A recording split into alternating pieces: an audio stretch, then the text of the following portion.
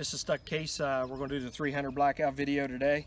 A couple local guys have asked me, said, Troy, in your videos, why do you wear your bib overalls? You know, after I started doing the first video, I got to thinking, you know, I need to make a little bit of a statement. I wear these, what I do for my occupation. I'm a coal miner, and I'm going to wear these to throw a little shout out to all the coal miners in the country that's had it pretty rough here with the last administration.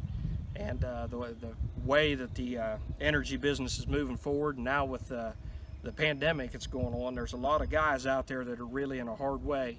And these bibs right here, I'll probably do this till the end of time wearing these, is a little bit of a shout out to all the coal miners in West Kentucky. What I have for you in front of you here is a lineup. I'm going to run through one mag from top to bottom, running from left to right. I have supersonic 220 grain Hornady round noses, 130 grain Hornady SSTs, 200 grain Spear Spitzers, 180 grain Spear Bowtail Spitzers. Those are the supers. The ones that have the dark marks on them is the same bullet, same powder, same primer, but a different level of powder. Those will be subsonic, followed by a 200 grain Egglestone bullet, the blue ones, followed by a couple of my homemade 230 grain Lee bullets. Those are also subsonic. So from left to right, they're all supersonic until you get to the ones with black, the black marks on them, and then you'll get an idea of what a 180 grain bullet sounds like running supersonic, and then right into the subsonic. All right, this here's my registered SBR. I've had this for probably 10 years now. Built on an old Bushmaster lower. It has a Yankee Hill 7.62 QD suppressor. This gun has been a genesis of things for me. I've had two different barrels on this previous to this one. Both were Noveske barrels. One was a 16-inch barrel, pistol length gas. Then I went to an 8-inch barrel with the pistol gas, and they shot pretty good, but they had issues. You couldn't get maybe but 250 or 300 rounds to it, and it just wouldn't run after that. And I know, you know, it has a lot to do with the powder combination and stuff, and the grit and grime that gets back in the gun. But I started having malfunctions, and what I found out was it wasn't necessarily the grime on the bolt carrier group. It became failure to completely feed, and what that was caused by was buildup in the chamber. The chamber was so tight on both of those barrels, the throat was, that carbon would build up, and if I was trying to shoot lead like some of the coated bullets you saw there, man, I couldn't get maybe 50 or 60 rounds to it, and the gun would jam. And then with an AR jamming with a live round in it, it becomes, you know, you can have some issues. So what I did was, through the advice of a friend, I spent $85 on an Anderson 8-inch barrel. And this barrel eats everything that we put through it. It shoots as good, if not better, than the Noveske barrel, which was $350 when I bought the first one. I think the second one was even more than that, like $365. This is an $85 Anderson barrel, and I won't go back. I will not change barrels. This thing, absolutely, it does everything I've ever asked it to do. You saw the loads, what we're going to do, just so you get an idea. Again, I've been through probably 50, 60 different bullets through this thing. These are just some of the handloads that I've had laying around. I wanted to put together a blackout video, so we're going to go ahead and do it. You can follow, and you bump back to where my son edits the video, you'll get to see the different loads. We're going to run the supersonics down through to the subsonics, and they all should work the gun, with maybe the exception of the last ones. I think that's why I left them last. I haven't messed around with them a whole lot. Those are my home-brewed 230 grain Lees. But we're going to start them off with the 220 grain Hornady round noses. These are supersonic. You know, we'll talk a little bit more after I shoot about why I've done what I've done with some of these loads, and we'll get into the details of the 300 blackout.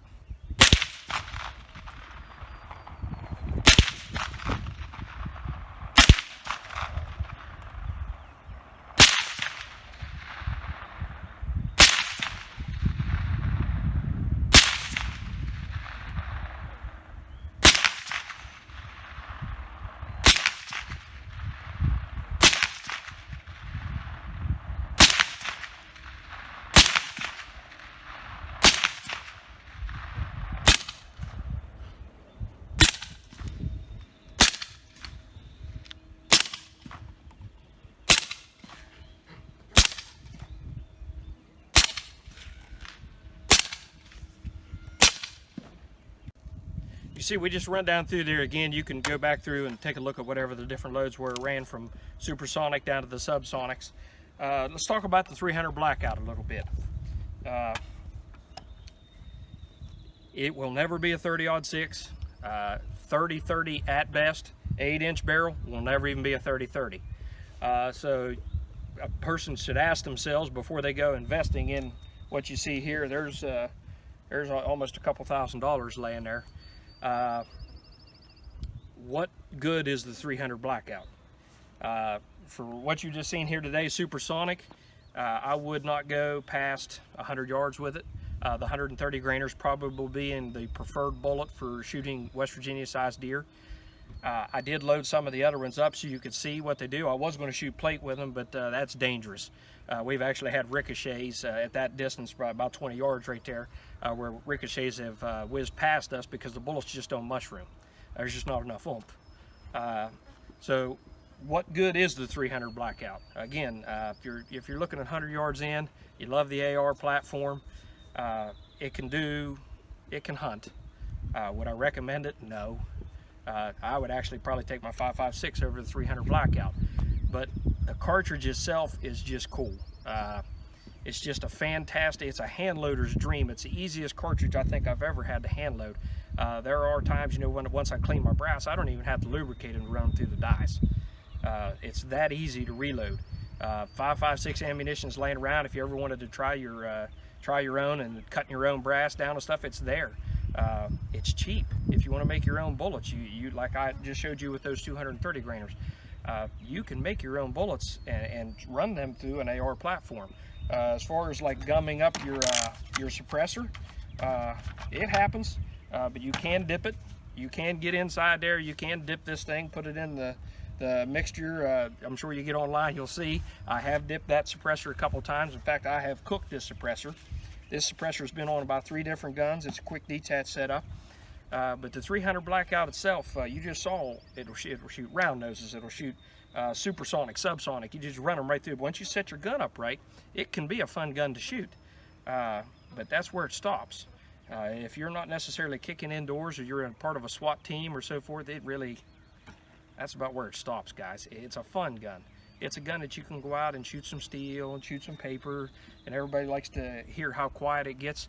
I actually even have a hand load that's even quieter than the last ones you heard right there, but it won't work the gun. It's a 170 grain Lee lead bullet. It sounds like a pellet gun. It'll blow through a 5-inch fence post at 50 yards. That's pretty cool. The only issue is, again, is it just that you don't cycle the gun. It's more like a bolt action. You actually have to work the bolt back yourself. But you know, 300 blackout. If you're on the fence deciding whether you should get one and what, you know, if you're going to try to hunt with it, don't. Get a 6.8, get a 5.56, get a 224 Valkyrie, get something with a little more oomph. Do the animal that you're hunting a little more justice, unless you decide to keep it in 100 yards. If you're hunting in, you know, an area where, you know, 100-yard shot's a long one, with 130 grain SST, it'll take a deer. It will. That's just about as far as I'll take it though. Again, I've been promising the 300 blackout video. Here it is, mine set up with this is the older Gen 1 of edition Vortex Strike Fire. It goes red green. I have my pop-up sights, sort of like a, you know, hits the fan kind of rifle, but anymore I don't shoot it as much as I used to. I'm messing around with my pistols a lot more than anything anymore. But again, Yankee Hill can. People ask me also, now that I forgot about it, but suppressor on an 8-inch barrel, if you look at it, it's about the same length as a 16-inch carbine, an M4. Overall length, just about the same as an M4. Balance is real nice, stays in tight, real nice balance to it. When I put this on my 16-inch barrel, Noveski barrel, it felt like I had a 30-inch target barrel on this thing. It was very front heavy. It was hard to balance. It was quieter with a 16-inch barrel, but it just wasn't a good package. If you're going to put together a 16-inch barrel because you want to shoot subsonic and you want to put a hush can on it, you'll probably not like the gun at the end of the day based on that. You might as well save the extra money, get the $200 tax stamp, go with an SBR like this one. because when you make this a little more compact, it's a lot easier to tote around. This one here is a heavy one. It's made out of stainless 17-4 stainless and Inconel. Very heavy can. It's a battle tank of a can. That's why I bought it, because I'm pretty hard on some of my stuff. But I couldn't ask for a better can for what I do. But again, you need to ask yourself some questions if you're going to get into the 300 Blackout. If you're thinking you're going to buy the end-all beats-all, it's not. Good caliber, good gun. I'm very proud of my investment. But if I was to ask if I would rather have my 5.56 than this, I'd take my 5.56 every day. Okay, this is shot at 20 yards. The 6 to the right are from my 5.56. We were messing around with this earlier on. But as you can see right here, that is 110 grain, 130 grain Hornady SSTs, 220 grain Hornadys, 200 grain Spears, 180 grain Spears, 200 grain Egglestones, and then my 230 grain my own cast bullets. Not a whole lot of deviation. I'd say the two on the right are probably the 2 lead bullets, and then all of the jacketed ones you can see. 20 yards, you know, that's not a very good judge for a rifle, but when you're looking at a 300 Blackout in the AR configuration, and you're trying to cut yourself under 100 yards, that's a pretty good starting point right there. Some of the questions you're probably asking yourself about some of my hand loads is, why would you push a 220 grain supersonic? Having shot this a bunch and trying to find that ultimate quiet load, it's hard to beat pure lead. It's hard to beat even a hard cast lead. With the 220 grain round noses, what I've tried to do is push them to where they can mushroom if they was to hit something, or if they was to penetrate a deer, where they would open up a little bit.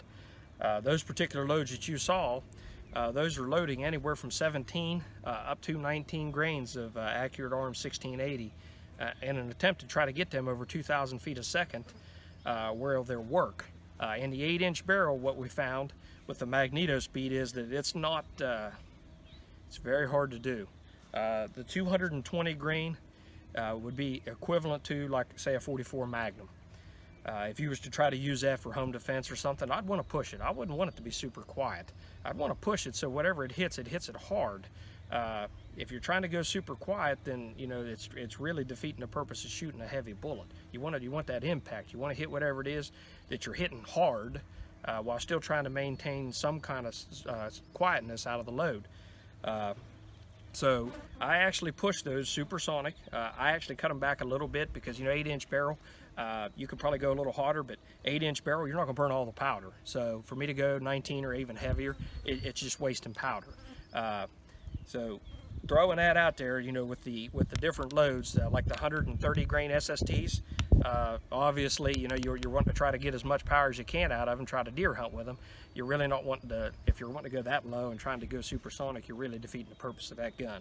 But the 220 grainers, the 180 grainers, and then the 200 grainers, you probably saw the recoil with the 180 grainers. They're close.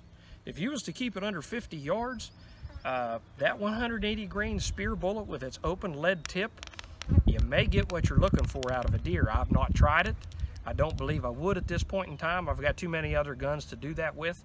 But that 180 grain spear bullet, I hate to let the cat out of the bag because it'll drive the prices up, but that and all of the loads that I've found where I can go supersonic well and shoot accurately, and then go subsonic with the same powder, same bullet, same powder, same seating depth, everything. The only difference is the volume of powder I'm putting on it. That is like the magic pill that I've found for the 300 Blackout.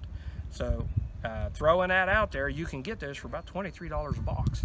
Try to find a 220 grain or a 240 grain match bullet for $23 a box. It ain't gonna happen. They're $40 to $50 a 100 right now. But you can get 100 of those spears for $23. Last I bought them off of Midway, that's what they were going for. The 200 grain spear has a little bit less open lead. So for me to recommend it over the 180, I wouldn't do it. So if you're out there and you're shooting a shorter barrel on your 300 Blackout, I'm not sure how it would work in a 16-inch barrel, but out of that 8-inch barrel, with the loads you saw with that 180 grain spear boat tail soft point, I think that's the bullet. Here's the hand load information if you were wanting to try to replicate one of the loads. Right here they are.